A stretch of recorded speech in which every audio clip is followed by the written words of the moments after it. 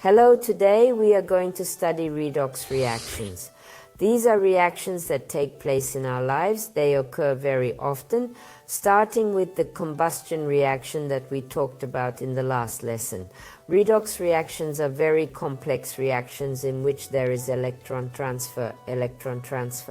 What are these processes and which ones are called oxidation and which ones are called reduction? Let's look at this with a concrete example. Let's take as an example a metal called copper, which reacts with oxygen. This reaction is called oxidation, and it can go like combustion if the copper is set on fire. In order for this reaction to be possible, the copper must necessarily be heated, so heat is a prerequisite. The result is a compound called oxide. Copper, and since the valence of copper is variable, I make sure to state the valence copper oxide 2. Let's take a look at what this process looks like. Copper is a metal that has an unusual red coloration, unlike all other metals. Oxygen is a colorless gas, and as a result, under the action of heat,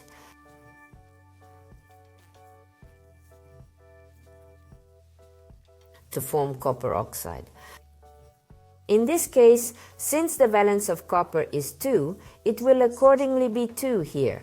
That is, if we were to put the valence of copper 2 and oxygen, as we know, the valence is almost very often 2. Now we would put the coefficients in this reaction equation under boron and say in front of the Cooper-Moe formula we'll put a factor of 2, and in front of the copper formula we'll put a factor of 2. But in addition to being an example of a coupling reaction, this chemical reaction is also a combustion reaction because it's reacting with oxygen. But in addition to that, it's also a redox reaction. So what is the oxidizing agent in this case? What is the reducing agent, and where are the oxidation and reduction processes taking place here? So look, please, copper in this case. Element that goes into the compound, which it is Cooper-Moe. In this case, this process would be called oxidation. So, oxidation is always a process of giving up an electron.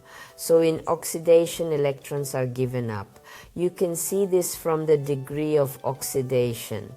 Look, on the left side, copper has a charge of 0. And on the right side, if we put the charges, we get here 2 minus and here 2 plus. Copper has a charge of 2 plus, so copper in this process will act in the oxidation reaction this process is called. But in addition to this, oxygen changes its oxidation degree. It goes from 0 oxidation degree to a charge of 2 minus. This process is called for oxygen reduction.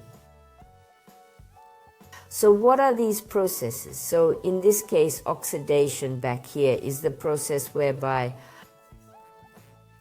these elements will respectively lose their electrons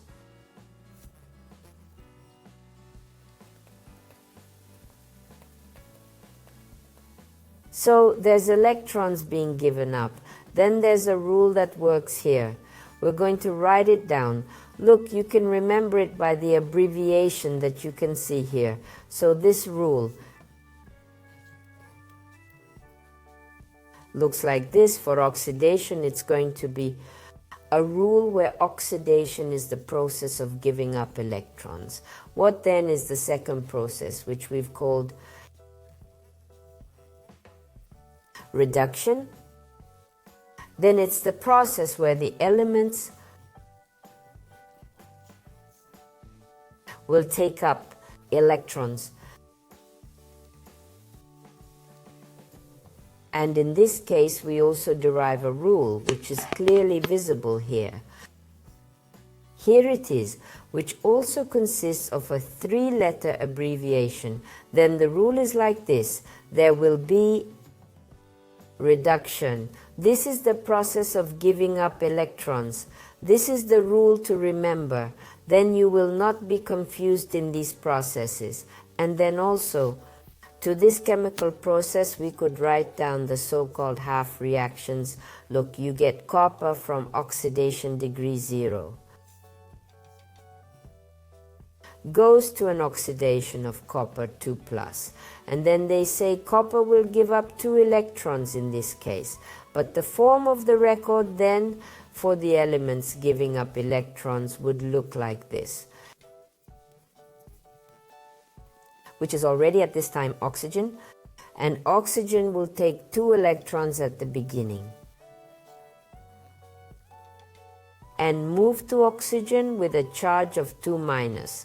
But since we have oxygen has a simple matter index of 2, then we put a 2 here and put a 2 here, and then the number of electrons we have will increase by a factor of 2. The processes that I have written down are processes that we call half reactions, or it's called this form of recording. A record, this kind of record, this electron half reaction or half equation, which we are writing down here in this case, means redox reactions are very complex interactions in which oxidation processes occur, reduction processes. How to distinguish them from each other, I really hope it is clear. And in the next lessons we will continue this topic.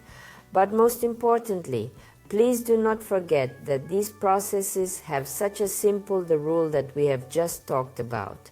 I really hope that in the next lessons you will also see how we will do this for more complex examples, and then you will not get confused in these processes either.